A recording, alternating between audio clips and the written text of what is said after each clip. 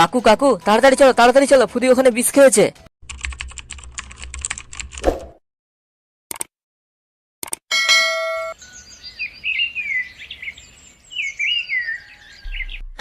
শোনা, একটু শাড়িটা সরাও না, হাত দি। ধুর, তোমার এই রোজ রোজ এই একই জিনিস আমার আর ভালো লাগে না। এই তো কিছুদিন আগে দীঘা গিয়ে পরে ঝুলিয়ে এসেছো, এখনো শখ মিটেনি? না মানে তোমার প্রতি তো আমার ভালোবাসা বেড়েই চলেছে শোনা, তাই আর কি যতই টিভি মন ভরে না। রাখো তো তোমার এইসব কথা, তোমার সাথে আমার কিছু দরকারি কথা আছে। হ্যাঁ হ্যাঁ শোনা, বলো না, তোমার সাথে তো কথা বলবো বলেই এসেছি। এই দেখো, আমার আর এভাবে ভালো লাগছে না বুঝলে। এই লুকিয়ে লুকিয়ে আর কতদিন আমরা দেখা করবো বলো তো?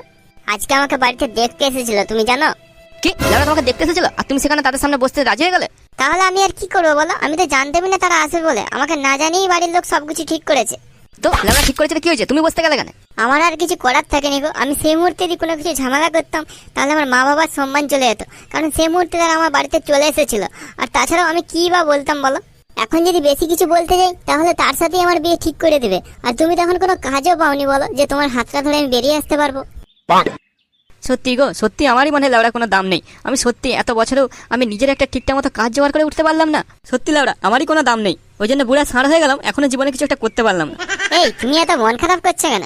ঠিক কিছু না কিছু একটা হয়ে যাবে। আমি তো আপাতত না বলেছি নাকি, আমি বলেছি আমার ছেলে পছন্দ হয়নি। তুমি ভেবো না, তারপর থেকে আমাকে আর কেউ কিছু বলেনি। চলো এবারে অনেক বেলা হলো, বাড়ি যাই, না হলে মা আমাকে আবার খোঁজাখুঁজি করবে। তুমি যাও, আমি আসছি। তাছাড়াও দুজনে একসাথে যাওয়াটা ঠিক হবে না। আচ্ছা ঠিক আছে, তাহলে আমি এগোচ্ছি, তুমি আসো, বেশি দেরি করো না। হ্যাঁ, অনেক বেলা হয়ে গেছে। আরেকটা কথা, তুমি আমাকে ফোন করো না, যখন আমি সুযোগ পাবো তখন ফোন করব, ঠিক আছে? আচ্ছা।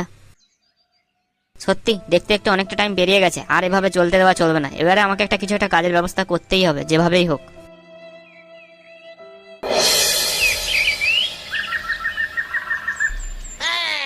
শুনেছো বল্টুদা, ওপারা মদনের ছেলে চাকরি পেয়েছে গো, সরকারি চাকরি।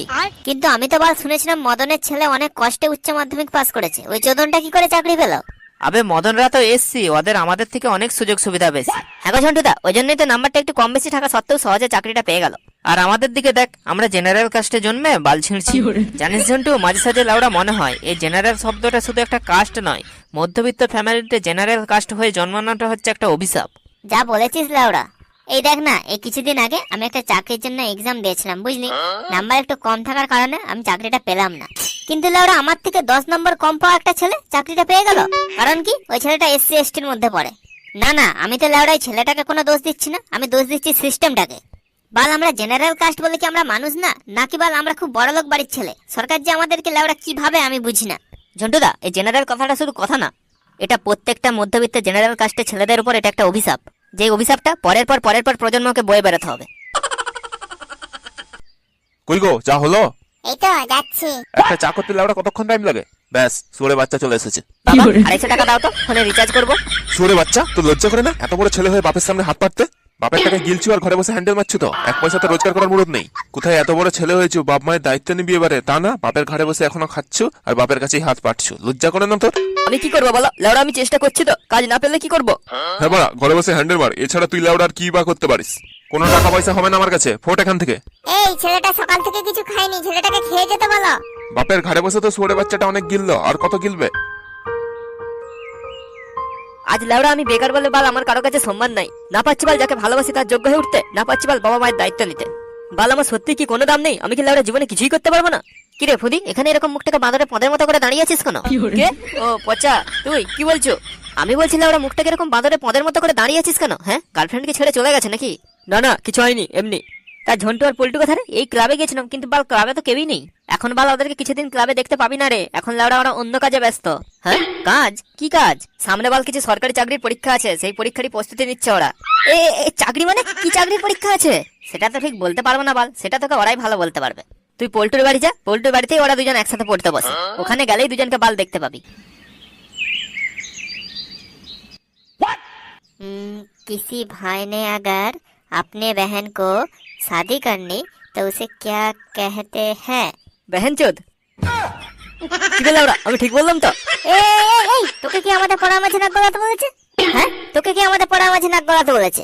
শালা মাথার চোদা, সারাদিন মাল খাবে আর রাস্তার গায়ে পড়ে থাকবে, ও আবার আমাদের সরকারি চাকরি প্রশ্নের উত্তর দিতে এসেছে। বুঝলি এমন করছু যেমন এখনই সরকারি চাকরি পেয়ে গেছো। বাল ভালো করে বাংলা পড়তে পারেনি, ও আবার হিন্দিতে পরীক্ষা দেবে। বাড়া, তোর যদি দম থাকে তুই আয় না, তুই পরীক্ষাটা দিয়ে দেখা না। এই তোরা বানা থামবি? আমি কি করলাম? ফুদি তো বাল পড়ার মাঝে এসে ডিস্টার্ব করলো। লাউড়া গোটাই তো পড়ছিলি, যত সব আলবাল হিন্দি উচ্চারণ করছিলি। আই ফুদি বস। Good morning. লাউড়া এরকম মুখটাকে কলা ব্যাঙের মতো করে কি দেখছিস? বইটার দিকে তাকিয়ে পড়। হ্যাঁ হ্যাঁ হ্যাঁ হ্যাঁ। কিরে পল্টু, কি চাকরির পরীক্ষা দিবি রে? চাকরি? সে তো অনেক রকমেরই চাকরির পরীক্ষা হবে রে। ব্যাংকের চাকরি, কেন্দ্রীয় সরকারের চাকরি, আরো অনেক কিছুরই চাকরির পরীক্ষা হবে রে। দেখা যাক জেনারেল কাস্টে থেকে কি ছিঁড়তে পারি। এবার তাহলে তো দেখছি আমাকেও চাকরির পরীক্ষা দিতে হবে। যদি একটা সরকারি চাকরি লেগে যায় রে, তাহলে তো আমার রাস্তা পুরো ক্লিয়ার। পল্টু, লাউড়া কি পড়ছে আমাকে একটু দেখানাবে? আমিও সরকারি চাকরির পরীক্ষা দেবো। কোথাকার বল আমার চোদন এলেন গো। লাউড়া আগে চাকরির জন্য ফর্ম ফিল আপ করে আয়, তারপর এসে পড়বি। হ্যাঁ রে ফুদি, তোকে লাউড়া চাকরির পরীক্ষা দিতে হলে তোকে ফর্ম ফিল আপ করতে হবে। যদি লাউড়া পরীক্ষায় বসতে যাও তো তাহলে তাড়াতাড়ি গিয়ে ফর্মটা আগে ফিল আপ করে আয়। আবার আজকে লাস্ট ডেট।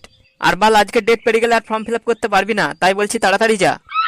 মানে আজকে লাস্ট ডেট? আচ্ছা আচ্ছা, ঠিক আছে ঠিক আছে, আমি তাড়াতাড়ি যাচ্ছি, ফর্মটা ফিল আপ করে আসছি। আর শোন, লাউড়া যেমন না খালি হাতে চলে যাস না, টাকা নিয়ে যাবি। প্রত্যেকটা ফর্ম ফিল আপ করতে 500 টাকা করে লাগবে। এবার 500 টাকা? হ্যাঁ বে, লাউড়া আমাদের জন্য 500, আর যারা এসসি এসটি ওবিসি তাদের জন্য 250 টাকা। তুই বল তাড়াতাড়ি যা, গিয়ে ফর্মটা আগে ফিল আপ করে আয়। আচ্ছা ঠিক আছে। যাই দেখি বাবাকে সরকারি চাকরির কথাটা বলি, দেখি বাবা টাকাটা দেয় নাকি। এই কি গো, তোমার কাছে কিছু টাকা হবে? না গো, আমার কাছে কোনো টাকা নেই। লাউড়া কি যে করি, বাজারে অনেক ধার হয়ে গেছে। বাল হাতে একদম টাকা নেই, সংসার চালানোর মতো টাকা নেই। আমার সেই এক জোড়া সোনার কানেরটা আছে, সেটাই যদি বন্ধক দিয়ে কিছু হতো।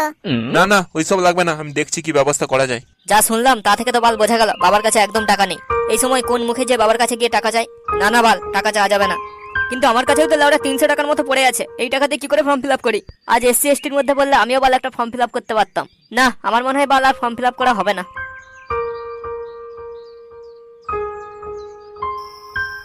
হে ভগবান, আমাকে কেন এত গরিব করে পাঠালে? আমি এখন কি করব বলো? না পাচ্ছি একটা চাকরি, না পাচ্ছি বাবা মায়ের পাশে দাঁড়াতে, না পাচ্ছি গার্লফ্রেন্ডের যোগ্য হতে। এরকম মিডিল ক্লাস ফ্যামিলিতে জন্ম, তার উপর আবার জেনারেল কাস্ট। না ভগবান, এটা জেনারেল কাস্ট শুধু একটা কথা নয়, এটা হচ্ছে প্রত্যেকটা মধ্যবিত্ত বাড়ির একটা ছেলের উপর একটা অভিশাপ। আমরা গাদা গাদা টাকা দিয়ে ফর্ম ফিল আপ করবো, দিয়ে চাকরির পরীক্ষাতে বসবো, আর টাকা না থাকলে না বসবো। আর কষ্ট করে যদি বসেও যায় তাও কোনো লাভ নাই।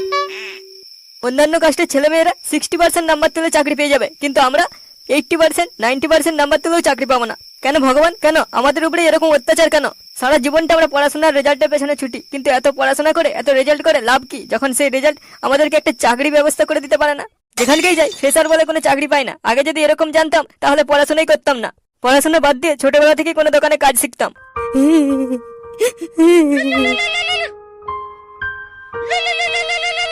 হ্যালো। এই তুমি কোথায়? কেন, কি হয়েছে বলো?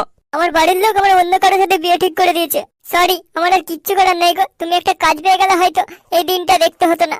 রাখছি, বাই, ভালো থেকো। এই জীবনে আমি আর রাখবো না, শেষ করে দেবো, নিজেকে শেষ করে দেবো।